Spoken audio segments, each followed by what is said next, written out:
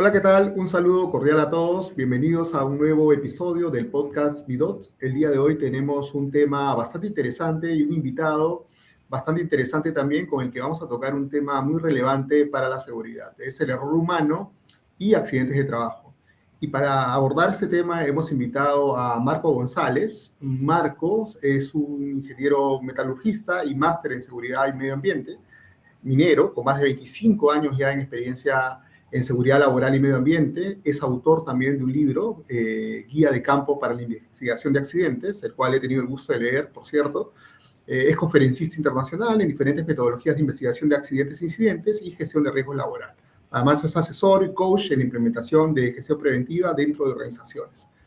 Marco se desempeña también como docente de pregrado y posgrado en diferentes universidades de Perú, entre ellas San Marcos, la Universidad de Piura y ESAN, y actualmente también es CEO de Safety y Control, a quien ya le doy una bienvenida. Marco, bienvenido, ¿cómo te encuentras?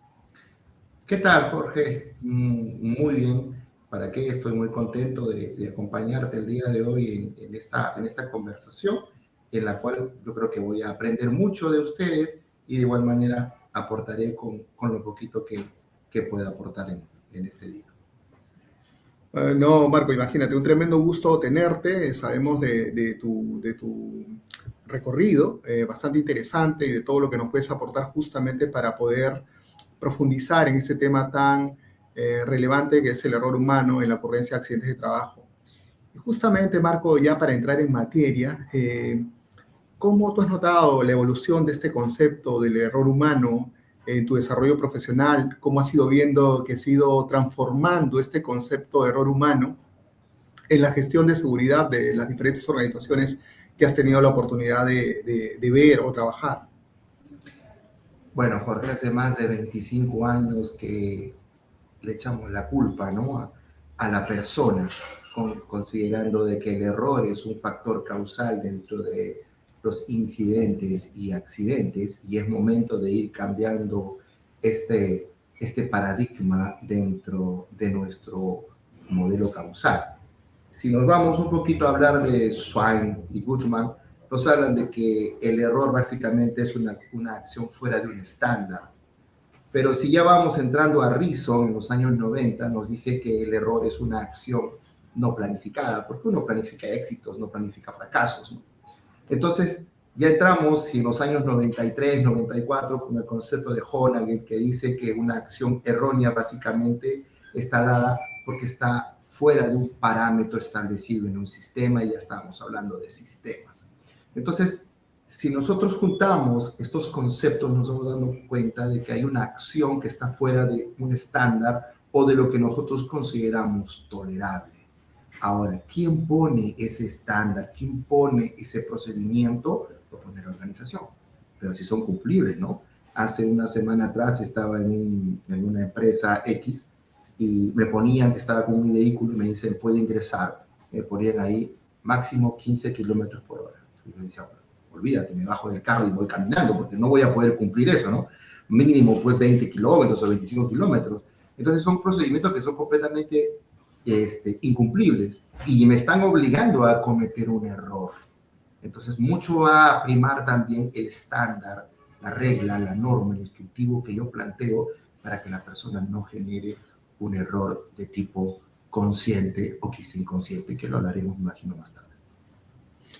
Excelente. Entonces, entiendo que se ha visto una transición de este enfoque de culpar a las personas a comprender ya el sistema, tener una mirada más holística, justamente desde, como mencionas, desde los estándares, cómo vamos desarrollando justamente la posibilidad de que los comportamientos se presenten de manera segura, y para eso estos estándares tienen que ser coherentes con ello. Ya dentro de la definición de error humano, entonces, Marco, te preguntaría, ¿debemos resignarnos entonces por nuestra propia naturaleza a que ocurran accidentes de trabajo? O sea, el error humano, si bien es inherente al comportamiento de las personas, ¿tenemos que resignarnos a ello? ¿O tendríamos entonces que empezar a ver, como lo has mencionado, desde la gestión de seguridad, pero evaluándola como un sistema dentro de las organizaciones? ¿Qué nos puedes decir al respecto? Bueno, definitivamente resignarnos no, ¿no? Los errores han venido para quedarse, eso sí, siempre. Nadie vamos a poder negar de que las personas estamos proclives a cometer un error. Pero toda nuestra gestión preventiva hablo, porque si hablo del lado mitigador es otra cosa, digo preventivo, está para reducir la probabilidad del error. Nuestros sistemas están hechos justamente para prevenir la probabilidad del error. ¿Por qué nos ponen una baranda en las escaleras? Porque estamos previniendo a un error. ¿Por qué nos ponen, por ejemplo, una formación y entrenamiento antes de ejecutar un trabajo? Porque estamos previniendo un error. ¿Por qué nos ponen un supervisor? Porque lógicamente el sistema no se está confiando el 100% al desempeño humano. Entonces tenemos que reducir la probabilidad de error y nuestra gestión preventiva debe estar enfocada en eso, en prevenir la probabilidad del error. Cada vez menos errores. Y si sucediera el error, entonces tendremos que trabajar con nuestros controles mitigadores para reducir la consecuencia, porque ya no voy a poder reducir la probabilidad. Entonces, en eso me tengo que enfocar. Todo mi sistema y todas mis herramientas de gestión y las propias estrategias que planteo en mi plan anual, básicamente debe estar en reducir esa probabilidad de error. Y por eso ya hablamos de cultura de seguridad, porque aprendemos a ser cada vez mucho más preventivos. Interesante. Entonces tendremos que ver o asumir el error dentro del sistema como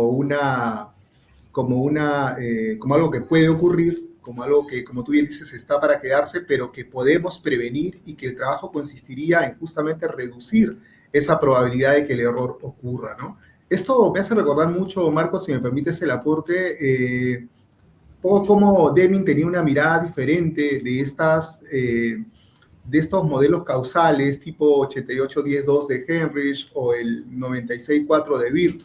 Deming tenía una mirada diferente. Él decía que los eventos ocurrían, es decir, eventos en términos de desvíos, ocurrían 85% como, digamos, causa del sistema y 15% por causa, digamos, de fallas humanas, ¿no? Es decir, la falla humana está mirada más como dentro de un enfoque sistémico, ¿no? Que el sistema tenía una mayor responsabilidad, cómo definimos ese sistema. Y en ese sentido, me gustaría preguntarte qué diferencias dentro del modelo de Reason podemos encontrar entre lo que se conoce como el error activo y el error latente, ¿no? ¿Cuál representa mayor importancia? ¿Cuál deberíamos evitar principalmente? ¿Y de qué manera se alinean estos en la ocurrencia de un evento de seguridad? Bien, primeramente tenemos que hacer un poquito de historia para ir y llegar a Reason, ¿no? Si empezamos con Heinrich, como bien lo que acabas de mencionar, nos menciona que el 88% de los accidentes se genera por una acción insegura. Él lo llamó acción insegura, para después pasar a ser subestándar cuando ya justamente Beer y Loftus plantearon el cambio del método del dominó. Pero después vino Thomas R. Krauss, y Krauss nos dijo que ya no era 88, sino 95% de probabilidad de un accidente que se produzca por un error. Después vino DuPont, y después de sus 10 años de estudio dijo, bueno, Krauss, no es 95, es 96. Y después viene Paul Adiford, y después de sus estudios realizados te dice que el 98% de los accidentes se genera por un error, lo cual lo confirma Reason y lo plasma en su libro del error humano. Entonces hay una historia que nos va diciendo de que la tendencia de que ocurra un evento es porque se presenta un error en un 98%. Pero a mí no me interesa saber cuál es el error, sino por qué se genera el error. ¿Qué es lo que tengo que corregir? Porque es natural que alguien puede equivocarse, pero tengo que reducir que esta probabilidad se presente. Entonces, Reason plantea lo siguiente, y toma básicamente la cadena de Heinrich y su modificación de Beer, pero muchos no toman en cuenta lo que mejoró Weaver. Weaver dijo, para que se presente una pérdida ha tenido que haber un incidente. Y para que se presente el incidente ha tenido que haber una condición subestándar. Para que se presente la condición ha tenido que haber un acto. Y para que exista el acto ha tenido que haber un factor precursor, un factor gatillante que lleva al error. Y para que exista ese factor gatillante ha tenido que haber un factor organizacional o falta de control. Eso lo dijo Weaver. Ya estamos hablando de los años 74, 75. Y de allí comenzaron básicamente a salir los métodos lineales complejos, ¿de acuerdo? Para investigar accidentes.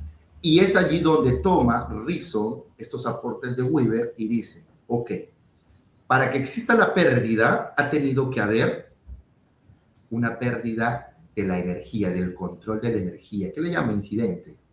Para que exista ello ha tenido que haber una barrera ausente o fallida, lo que Weaver le llamó condición subestándar. Para que exista esa barrera ausente o fallida ha tenido que haber una acción individual o de un equipo, lo que Weaver le llamó acto subestándar, ¿de acuerdo? Para que exista esa acción ha tenido que haber una condición de tarea y entorno, lo que Weaver le llamó factor precursor, factor gatillante o causa básica. Y para que exista esa condición de tarea y entorno, Reason dijo factor organizacional, lo que Weaver dijo falta de control. Siguió la misma tendencia. Claro está que él dijo que las causas se presentan de manera simultánea. Entonces, hay varias causas. En cambio, Weaver nos habló de una o de dos. Muy bien. Si llegamos ahí y decimos de que las personas nos equivocamos de 4 o 5 veces, eso lo puedes leer con Rasmussen, lo puedes leer con Decker, lo puedes leer con Reason, lo puedes leer con muchas personas que han estudiado el tema del error humano y que definitivamente tienen mucho sustento técnico que avala estas directrices que ellos indican, ¿no es cierto?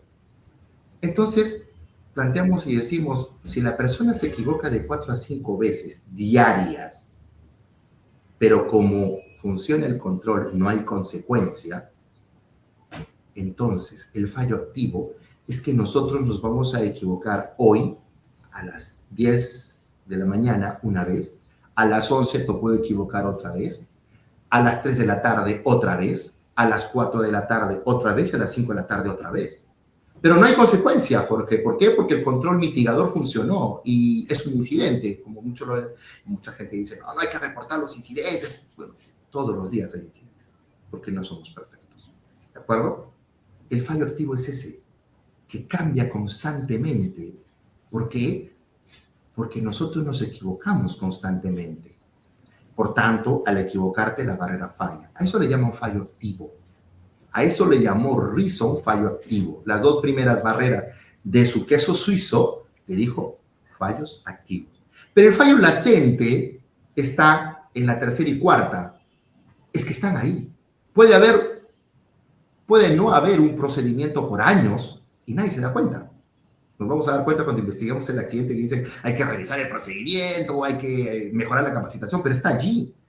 Por tanto, puede estar por años. Solo están esperando que alguien se equivoque y que la barrera falle para que por allí la energía pierda su control. El fallo latente entonces puede estar por años y es más, a veces no es identificado ni por una auditoría y está allí, ¿de acuerdo? Solo espera a que alguien se equivoque y la barrera falle. Entonces, el fallo latente se va a complementar con el fallo activo para que se descontrole la energía, que llamó básicamente incidente el señor Jack Reason. Interesante, Marco. Entonces entiendo que el error latente subyace de manera justamente oculta, peligrosa, está ahí, pero no lo advertimos, y el error activo es con el que convivimos de manera cotidiana y que puede presentarse justamente para desencadenar un evento y que, digamos, cuando se alinean estos 2 errores, pues generamos eventos que terminan impactando sobre sobre la seguridad, sobre la producción, etcétera, ¿no? Entonces, el complemento de estos 2 errores se pueden advertir o se pueden prevenir de tal manera que podamos evitar que ocurran pues, accidentes de trabajo. Y dentro de esta misma línea, Marco, ¿cómo podríamos definir lo que se concibe como error consciente y error inconsciente? Creo que estaría más relacionado con el error activo o también podríamos relacionarlo con el error latente. Bien, es una muy buena pregunta, ¿no? Los errores activos, los que son generados definitivamente por nosotros, el fallo latente es algo que está en la organización. El fallo activo se va a generar porque puede darse por una situación externa, a eso le llaman error exógeno, ¿estamos? Y que puede ser justamente un error inconsciente. Yo puedo estar cansado, lo cual genera un error. Yo puedo no saber algo, lo cual me genera un error. Yo puedo estar presionado por acabar el trabajo, lo cual me genera un error. A eso se le llama errores inconscientes. Y en eso estamos trabajando en muchas empresas, ¿no? ¿Por qué nos ponen una capacitación? ¿Por qué nos ponen un equipo de protección personal? ¿Por qué nos ponen un arnés, un sistema de detención de caída? Para poder evitar errores inconscientes. Es más, me ponen un botón en una grúa de color rojo gigante y un botón verde más chico para evitar errores inconscientes. ¿De acuerdo? Pero el error consciente está en la persona. Es que yo no quiero hacerlo. No quiero hacerlo y no porque simplemente quieren cumplir un procedimiento, sino que manda mi objetivo. Tú lo debes saber mejor que yo, como gran psicólogo que eres. Aristóteles nos dijo, ¿qué cosa? Para que haya una, definitivamente, acción, lo marca el objetivo. O sea, lo que tú piensas, lo haces. Si tu objetivo es avanzar, pues tu acción va a estar ligado a eso, ¿no? No hay más. Descartes lo dijo de otra manera. Descartes dijo, a ver, primero pienso, luego existo, que es lo mismo. Entonces, si el objetivo marca la acción, va a depender mucho de qué cosa tú le dices al trabajador para que lo ejecute. Entonces, si a él le dices que le vas a dar un bono por producir, su acción definitivamente lo va a llevar a un error consciente. Él sabe que tiene que cumplir un procedimiento porque si no, no logra la producción. Entonces, los errores inconscientes van ligados netamente al tema de conocimiento, al tema de lapsus, al tema de equivocaciones, y el tema consciente o el error consciente va ligado a la persona que genera una violación, una transgresión, pero lo marca mucho el objetivo que tú le des. Entonces, preocúpate por los errores conscientes. Puedes cambiar personas, rotarlas de sitio. Los errores inconscientes los podemos trabajar muy bien con los sistemas preventivos. El error consciente es algo que ya lo tenemos que trabajar con un midot, con un profesional de psicología que me pueda ayudar si es salvable o no es salvable esa persona.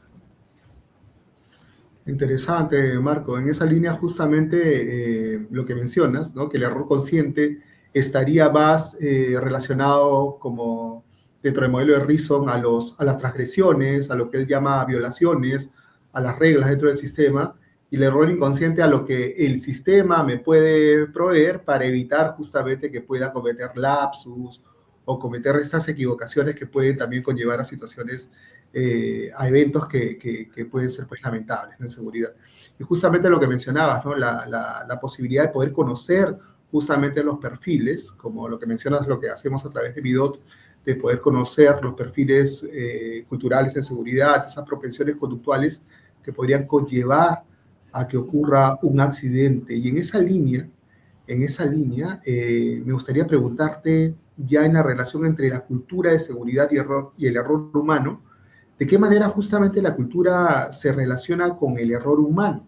¿Cómo desde la cultura, que ya es básicamente esta forma en que las personas piensan, actúan sobre la base de valores, cómo cómo influye justamente en el error humano, tomando en cuenta que esa cultura es integral, es decir, no solamente es de quienes, de los operadores que son a los que normalmente se centra el error, o en quienes se centra normalmente el error, sino también por parte de los líderes, que son quienes modelan justamente estos comportamientos y actitudes seguras, ¿no? Entonces, en esa línea me gustaría conocer tu mirada de cómo se relaciona, cómo se complementa la cultura de seguridad con el error humano. Para ese punto yo siempre me apoyo con un gran estudio y aporte que nos da Sidney Dekker, ¿no? Sidney Dekker trabaja mucho en lo que se llama cultura justa.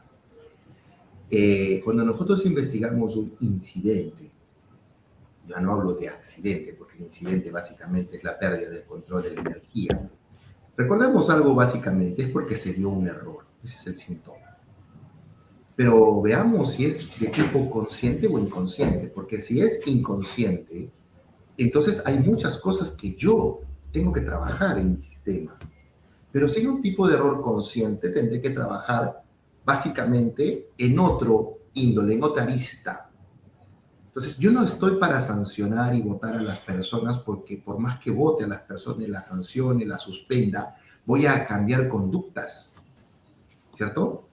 Lo dijo Aristóteles, o sea, la acción repetida genera un hábito. El hábito genera una actitud. La actitud, un comportamiento y el comportamiento, una cultura. Si tú quieres cambiar una cultura, pues sancionando y castigando, lo único que vas a generar es que la persona suprima la acción, más no genere conocimiento. Si tú a tu hijo te le dices, ¿sabes qué? Tienes que estudiar, si no, no te regalo la bicicleta, pues entonces él va a estudiar. ¿Por qué? Porque quiere la bicicleta, pero no es que esté aprendiendo de ello. Entonces, tenemos que saber qué es lo que tú quieres modificar. ¿Quieres modificar la cultura? Hay que trabajar por el tema netamente de reconocer qué tipo de errores y qué tipo de control voy a colocar. Pero si vamos a trabajar netamente en suspender, en sancionar, en generar una cultura del terror, estaríamos trabajando siempre en la primera fase de nuestra curva de Bradley, ¿no? La cultura reactiva. Sancionar, votar no es la solución del problema. Simplemente será momentáneo. Entonces, si quieres comenzar a trabajar en el tema de cultura, primero conozcamos a las personas, ¿no?, que vamos a poner como líderes. Si tú colocas un supervisor y resulta que tú conocerás mejor que yo, que es un supervisor narcisista, que él lógicamente no le va a agradar para nada el cuidar personas, sino que su objetivo está bien marcado, porque él busca netamente buscar vamos a poner, una gratificación o un valor agregado por el trabajo que él hace y lo demás no le interesa, entonces nunca te va a cuidar personas. Pero yo te pregunto a ti, que tú eres muy especializado en ello, ¿las empresas hacen un verdadero perfil psicológico a las personas que ingresan a liderar equipos? ¿Qué dices tú? No necesariamente. No la mayoría de veces. Entonces, ¿qué pasa? Tenemos supervisores que pueden ser narcisistas o de quizá de otro tipo de anomalía, y no es que lo tengamos que votar tampoco, sino que tenemos que ver cómo lo encaminamos, y para eso tenemos profesionales dentro de las empresas que pueden ayudar a poder encaminar a estas personas. Pero no es la culpa del trabajador está, dicen, tú eliges a la persona con quien te casas, pero tú no eliges a la familia de la esposa, ¿cierto? Es igual, el trabajador elige la empresa, pero no elige a los jefes. Los jefes nos tocan, lo que nos toque, ¿cierto? Entonces, comencemos primeramente a seleccionar el perfil de las personas antes de darle responsabilidades y funciones dentro de la organización, más aún si están a cargo de cuidar personas.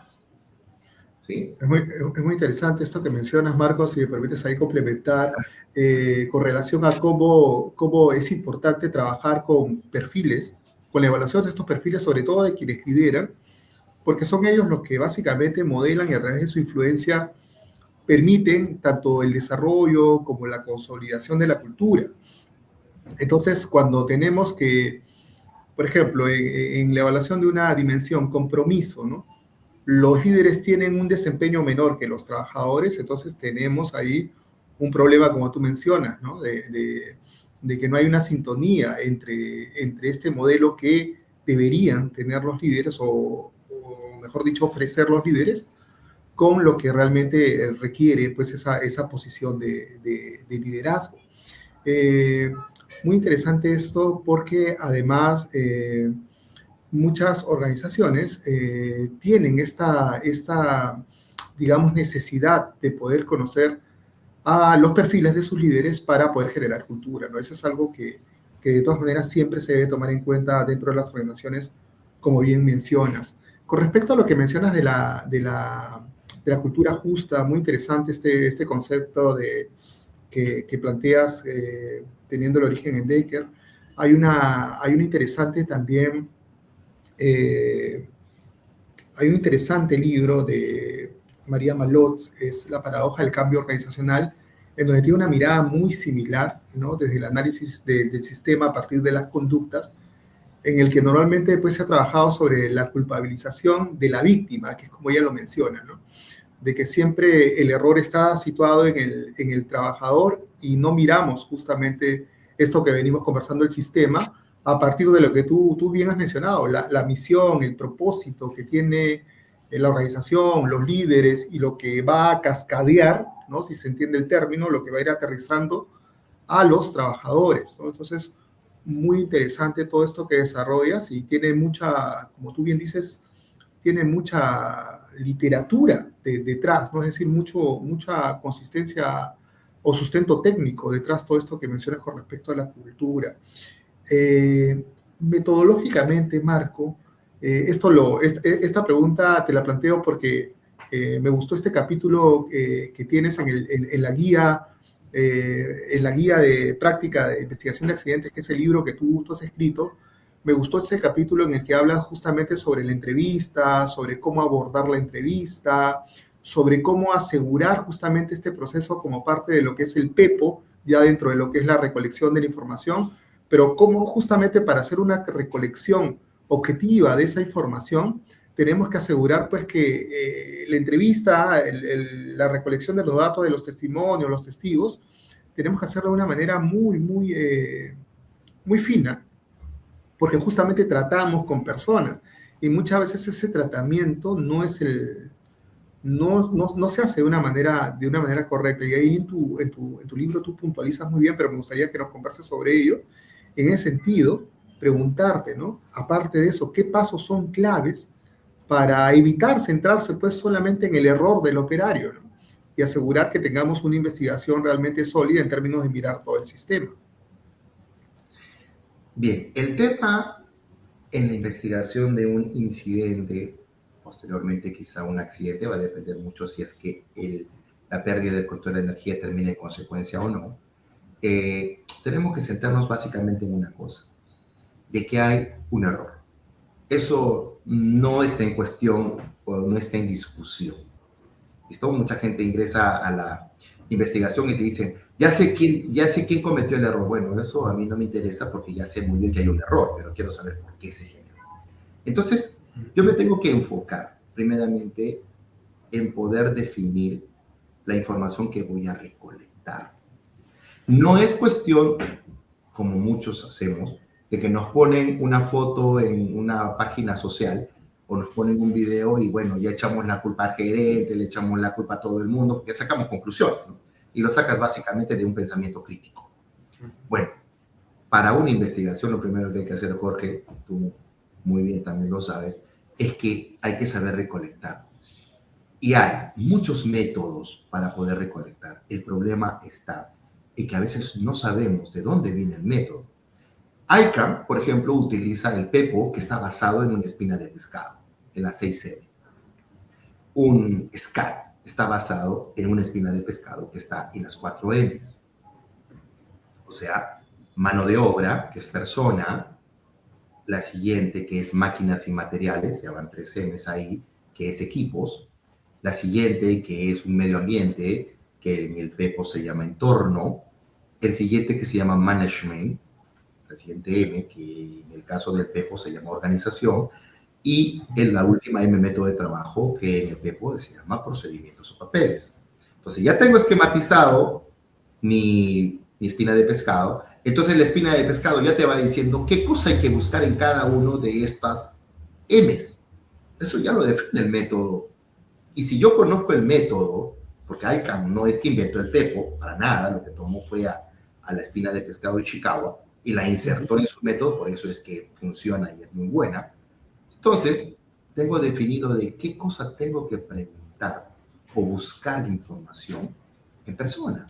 Si está entrenada, si tiene competencias, en qué turno estuvo, si tiene situaciones físicas que podrían restringir su movimiento, también hay un tema psicológico, problemas, relaciones de equipo, el tema de supervisión, cuál fue la última comunicación que recibió.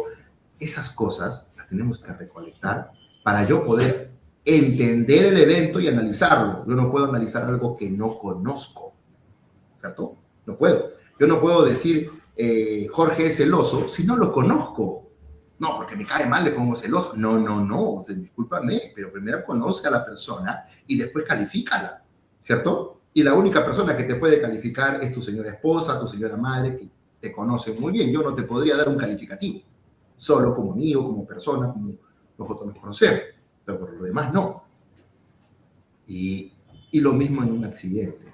Si entramos con persona, hay que entrar con equipo. ¿Qué busco en el equipo? El diseño, busco para qué fue usado, busco si el equipo tenía las condiciones para operarse de manera eficiente. Estamos lo mismo en organización, lo mismo en procedimientos y lo mismo en el entorno. Pero también hay otra metodología que lo usa, por ejemplo, Taproot, y Taproot te dice, hay que utilizar MORT, el árbol de supervisión. Y Johnson también te lo explica, por eso siempre he dicho yo, si tú eres auditor y no conoces MORT, es un pecado mortal.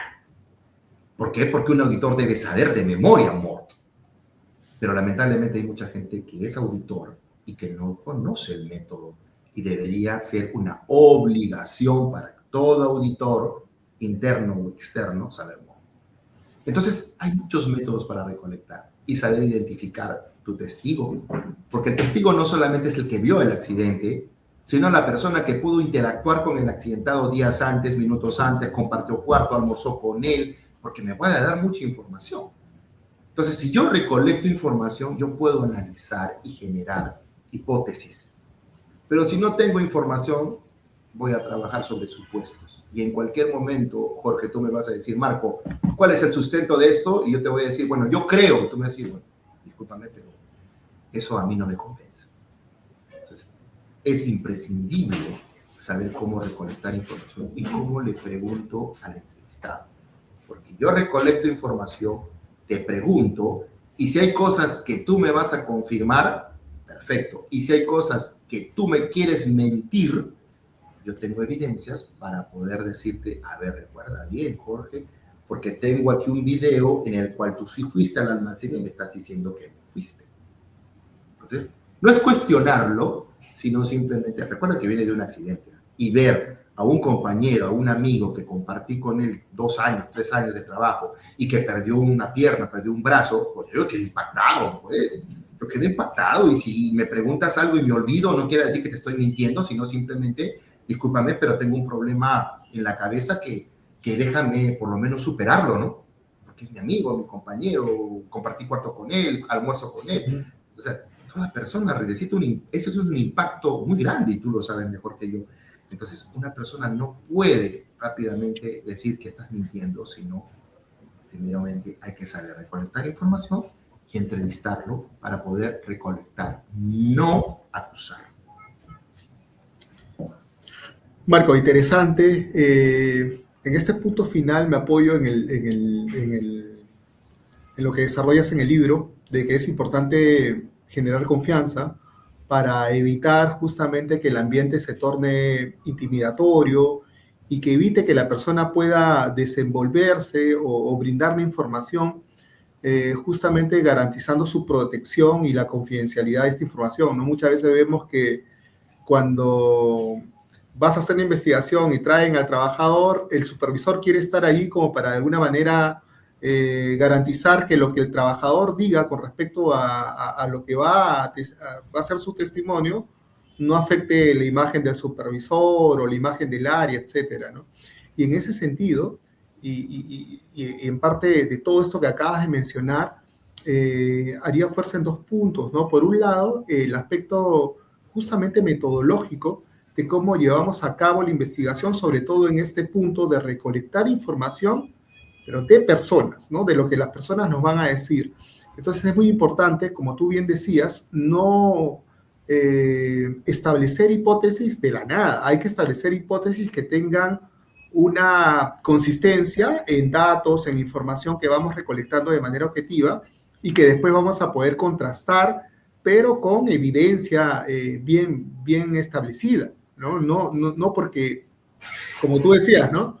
Yo veo una primera foto, ¿no? Veo un primer documento y ya con eso yo empiezo a establecer una serie de hipótesis y a plantearlas como que tienen mucha fuerza, ¿no? Entonces es muy importante en ese sentido, siempre en las empresas, afinar ese criterio metodológico con el que se empieza a rescatar información. Porque como tú lo planteas, Marco, además el tema de hacer la entrevista a los testigos, a los involucrados, es muy importante porque ahí vas a tener información muy relevante, como tú decías, ¿no? Con relación también a aquellos testigos que te van a ofrecer datos o información sobre cómo se encontraba la persona ese día, o cómo se había comportado días antes, o cómo se comporta habitualmente, ¿no? Tomando en cuenta que además, como planteas en el libro, no necesariamente los testigos tienen los testigos directos no es que necesariamente te vayan a decir todo, porque inclusive su percepción no suele ser neutra, como tú bien mencionas en el libro. Entonces es muy importante, a lo que quiero ir, es que los que realizan la investigación, los líderes que toman justamente acción para ejecutar la investigación, deben tener muy claro estos criterios metodológicos para poder desarrollar o recolectar la información por parte de los testigos. Pero por el otro lado, ya dejando de lado lo metodológico, lo que planteas también me lleva a una reflexión de tipo filosófica, es decir, cómo perciben los líderes o los que realizan la investigación, cómo perciben justamente la investigación. Es decir, tú puedes tener, o sea, me pongo en este escenario, puedes tener la mejor metodología de investigación, puedes tener, como tú mencionas, ICANN, puedes trabajar con Taproot, pero si tu visión, tu mirada, tu filosofía no es la correcta para investigar, es decir, conocer objetivamente lo que ha sucedido, la verdad de los hechos, o las causas básicas, no vamos a tener un buen uso de esa metodología. Entendería entonces, Marco, que no solamente debemos atacar en una formación de investigación de accidentes los criterios metodológicos que vamos a impartir a los que desarrollan investigación, sino también cómo cambiar su manera de pensar con relación a la metodología de investigación. Me gustaría saber tu opinión en este punto. Gracias, y me parece que es un punto muy importante dentro de cómo tenemos que enfocar. Yo voy a ponerte un ejemplo, ¿ya? Cada meses, salen nuevos modelos de carros. Pero los modelos de carros, los fabricantes de los vehículos te dicen, le voy a poner más cámaras, le voy a poner sensores, le voy a poner alarmas, le voy a poner una serie de accesorios. ¿Y saben qué dicen? Dicen, porque yo no puedo cambiar a la persona se va a seguir equivocando. Pero lo que puedo hacer es trabajar en el vehículo para que lo pueda alertar, prevenir un error. Nosotros en seguridad estamos acostumbrados a querer cambiar a la persona. Le decimos, vamos a capacitarlo, vamos a reentrenarlo, vamos a formarlo, vamos a darle un feedback, porque nosotros no trabajamos ¿en qué? En las herramientas y en los equipos y en el sistema. Trabajamos solo sobre la persona. Entonces, el primer punto a cambiar es que tenemos que entender que primero hay que trabajar sobre el sistema, la organización, y después busquemos reforzar al trabajador. Ese es el primer punto que hay que entender para ir cambiando un poco la forma de cómo vamos a poder llevar el análisis de la investigación. Otro punto importante que lo quiero mencionar y que me voy a aprovechar un par de minutos de tu gran audiencia, ¿cierto? Es la siguiente. Nosotros, los que estamos destinados al tema de prevención de riesgos, y te lo digo, yo he trabajado muchos años en el tema de prevención, estamos acostumbrados a mostrar lo malo. Voy a una reunión gerencial, ¿ya? Y lo primero que mostramos, ¿qué cosa es, Jorge? Bueno, voy a mostrar los 4 accidentes incapacitantes que hemos tenido en el mes. Pues estoy mostrando lo malo. ¿Y tú crees que si nosotros tuviéramos una panadería, pondremos los pales quemados adelante o los pondríamos atrás y mostraría lo bueno? Todo el mundo trata de venderlo. Bueno, el gerente nunca va a decir hemos perdido $4 millones, le va a decir al dueño hemos ganado 80 millones a pesar que ha perdido 4. Pero nosotros no decimos cuántos accidentes hemos prevenido, decimos cuántos accidentes nos han pasado. Hasta que no cambiemos eso, seguiremos siendo los más odiados, los que siempre mostramos lo malo y nunca vendemos lo bueno. Entonces comencemos a formar a los líderes en seguridad y no decir solamente los accidentes que pasaron, sino que previnieron, y para eso hay indicadores preventivos. Yendo ahora a la pregunta que justamente menciona con respecto a los cambios que deberíamos de pensar, es que si nosotros corregimos los errores latentes, no debería haber fallos activos.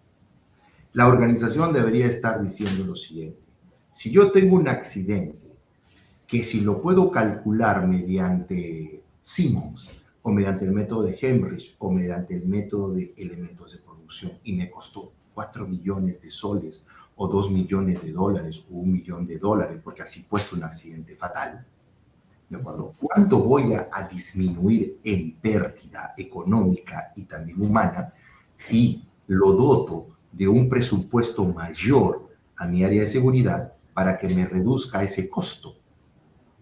Entonces, la única manera de reducir es que tú tengas o que ataques los fallos latentes.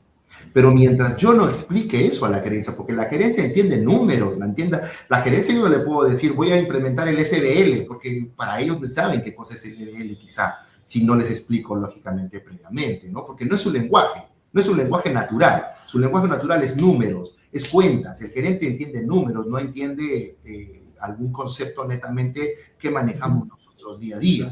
Entonces yo tengo que hablar en su lenguaje. Ese es para tener una negociación win-to-win, tú lo sabes. Si él gana, yo gano. Pero si yo voy a decirle, señor gerente, sí, necesito que me dé $400,000 para este presupuesto, me dice, no, pues si el año pasado te di 100,000, ¿por qué te voy a dar 400,000? Y es más, tuve 4 accidentes y ahora, no, es que ahora vamos a tener 1. Bueno, pero no me convences. Pero si yo costeo y le digo, señor gerente, perdimos 4 millones el año pasado y usted me da 400,000 y eso se lo voy a reducir al 30% o al 20% o al 10% o al 50%, pues sí es negocio. Para él es negocio.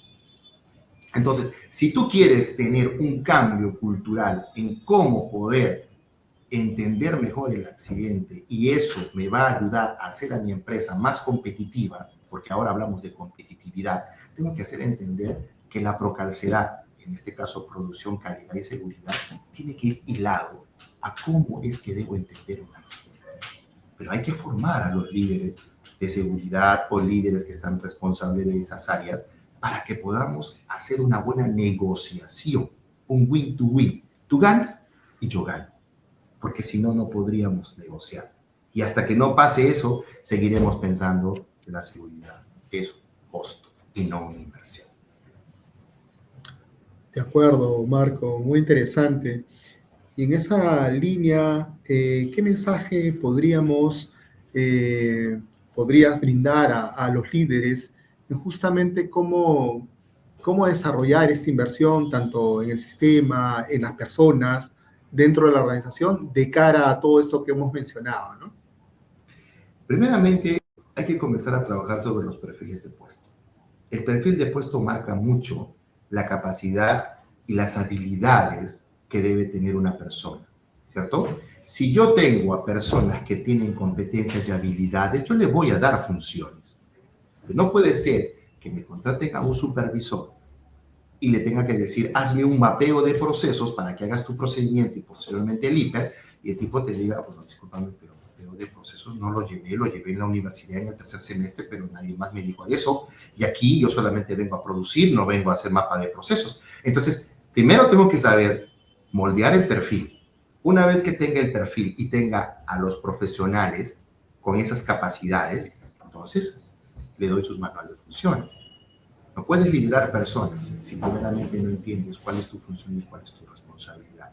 Liderar no es arrear, liderar no es amenazar, liderar no es gritar. ¿Listo? Muchas veces nos hablan de compromiso, Jorge. Yo toda la vida escuché ese término compromiso. Es que el gerente no tiene compromiso. Hablé con un colega hace 2 días atrás y me dijo, mira Marco, yo tengo problemas en mi empresa porque el gerente no tiene compromiso. Y yo le digo, bueno, el año 2024, ¿cuántos accidentes tuviste?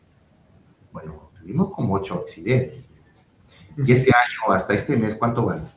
Bueno, veamos como 7 accidentes. ¿Y te contrataron nuevamente?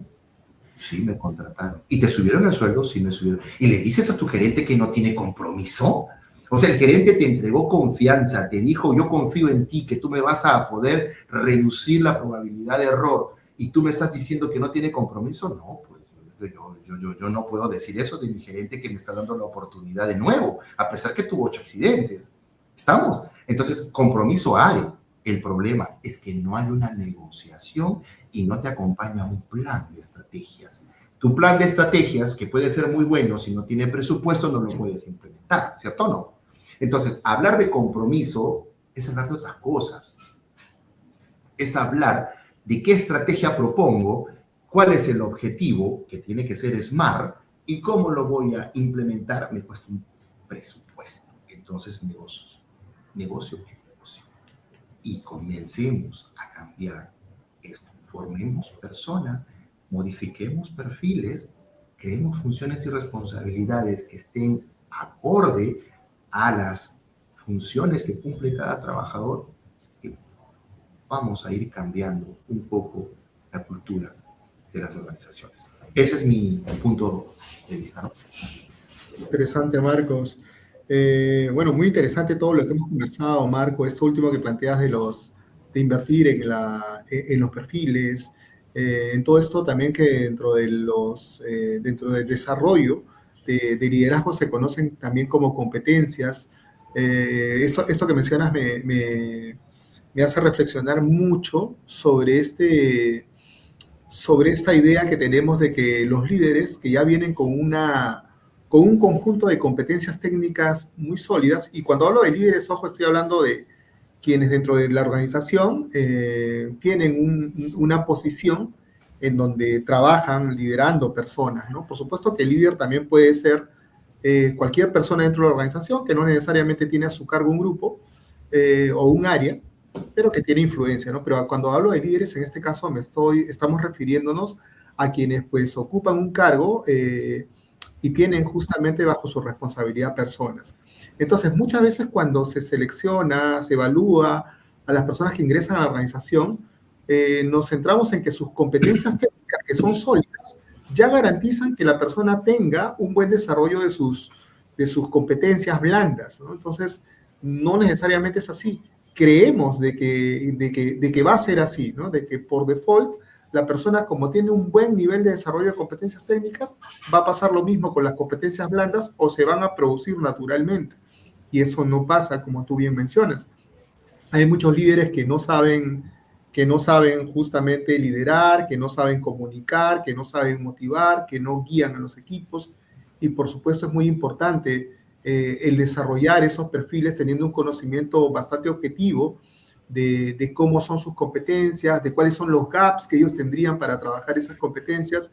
Y en ese sentido, algo también que recojo y que alguna vez, Marco, yo he apuntado de lo que tú has mencionado, es que no solamente vamos a trabajar capacitaciones, hay que trabajar también formaciones longitudinales que ayuden a desarrollar esos gaps, ¿no?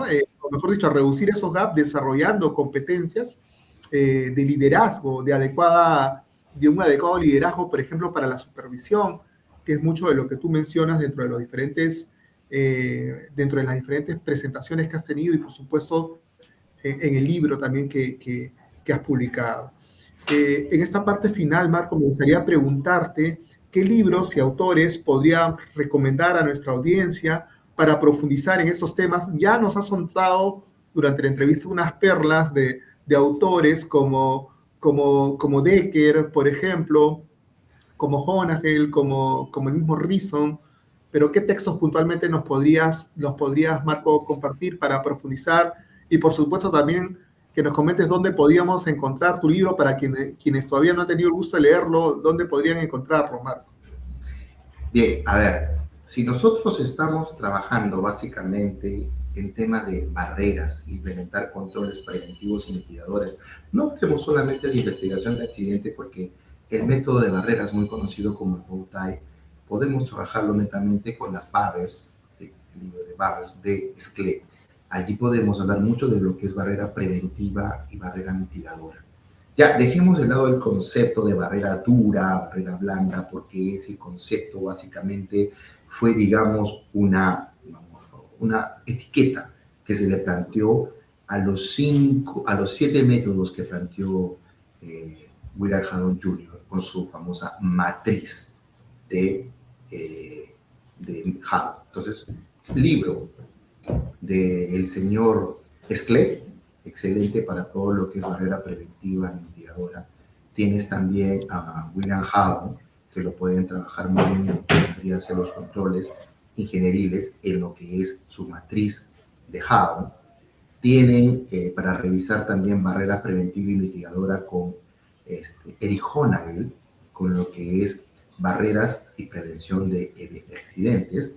Son 3 libros excelentes. Ahora, si queremos entrar un poquito ya a la gestión del riesgo, recomiendo la lectura de lo que viene a ser el Risk Management de Fred Manuele, que también es otro libro excelente y nos va a ayudar mucho sobre eso. Tenemos también en lo que es la administración del riesgo con Erickson, otro libro excelente donde nos va a hablar del triángulo del peligro, de lo que es un peligro con potencial, ¿de acuerdo? Y también tenemos metodologías de investigación de accidentes, solamente para nombrarle, por ejemplo, el método del Step MES de Benner. Ese método, que es un libro que también es excelente, nos va a ayudar a entender lo que justamente hablamos, de cómo recolectar información y de cómo vamos a plantear una línea de tiempo para poder investigar un evento.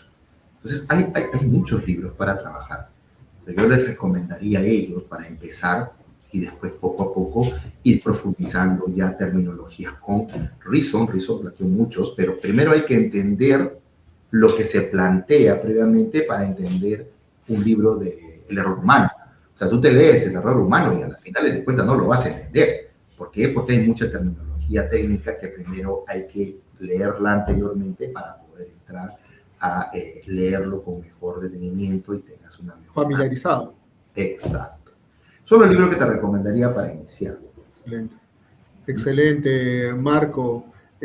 Finalmente, no sé si quieras comentar algo adicional ya en este punto final de la entrevista, Marco. No, simplemente agradecerte por la invitación. Sé muy bien la calidad profesional que eres. Has estado en el área de seguridad, ahora abocado a todo lo que es perfiles, un tema netamente que lo manejas muy bien.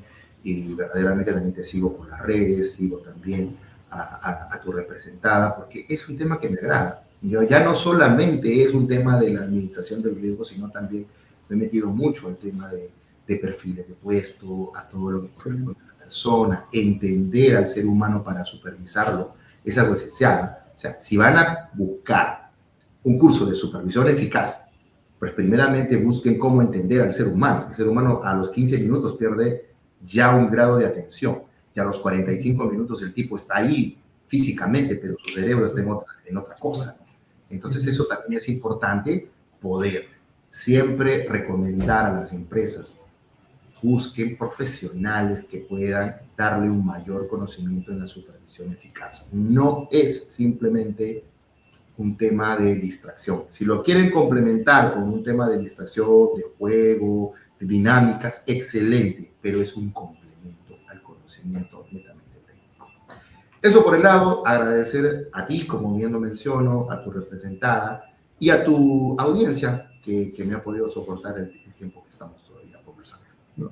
No, Marco, agradecerte a ti y estoy seguro que van a sacar todos los que te hemos escuchado un provecho de lo que nos has dicho. Ha sido realmente muy interesante esta entrevista y yo bastante contento de poder siempre entrevistarte y escucharte, Marco.